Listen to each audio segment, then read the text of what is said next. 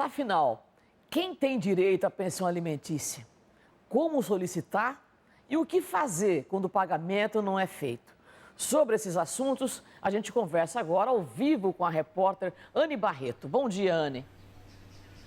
Bom dia, Graça. Bom dia a todos. Questão de pensão alimentícia sempre é muito complicada, é muito polêmica, porque é como você disse, as pessoas não sabem quem deve pagar. E por isso, a gente convidou a especialista em direito de família, a advogada Andréa Borba da Silveira. Doutora, para começar, a mãe, mesmo ganhando menos que o ex-marido, precisa pagar pensão alimentícia dos filhos? Bom dia. Bom dia, Graça. Realmente precisa, não é? Porque a obrigação de prestar alimentos, ela é compartilhada entre pai e mãe. Então, na realidade, o critério que vai se levar em consideração é o genitor que não exerce a guarda. Então, no caso, se o genitor não exerce a guarda, aí há a obrigação de prestar alimentos, agora sempre observando as possibilidades financeiras de quem vai contribuir e as necessidades daquele que pede, que nós chamamos de alimentando.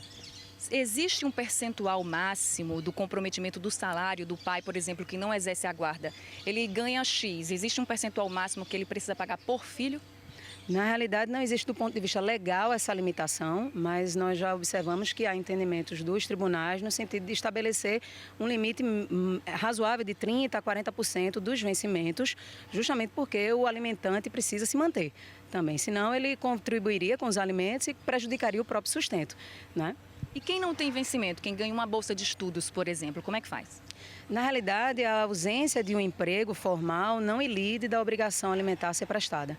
Então, o que nós observamos é que os tribunais costumam fixar os alimentos com base no salário mínimo, como sendo o critério a ser estabelecido, um percentual sobre o salário mínimo. Então, se aquele pai que não tem a guarda do filho, ele justifica que está desempregado, por exemplo, de toda forma ele precisa pagar uma pensão para os filhos.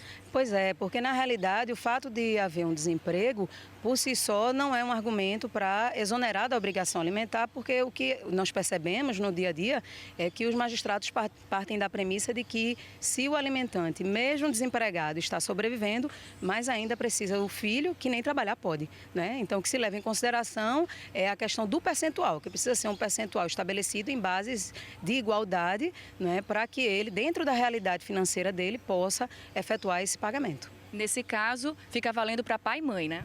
Fica valendo para pai e mãe, porque na realidade isso é uma questão constitucional, né? A Constituição de 88 estabeleceu a igualdade de homens e mulheres perante a lei. Então, o fato de ser mulher, isso é uma coisa que até do ponto de vista prático a gente percebe que algumas pessoas desconhecem e acham que por ser mulher não tem o dever de alimentar. E na realidade não é assim.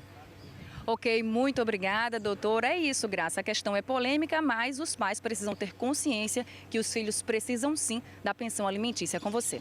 Obrigada. Agora, esse caso dessa estudante prova como essa lei é rigorosa, é das poucas leis que funcionam no Brasil, felizmente.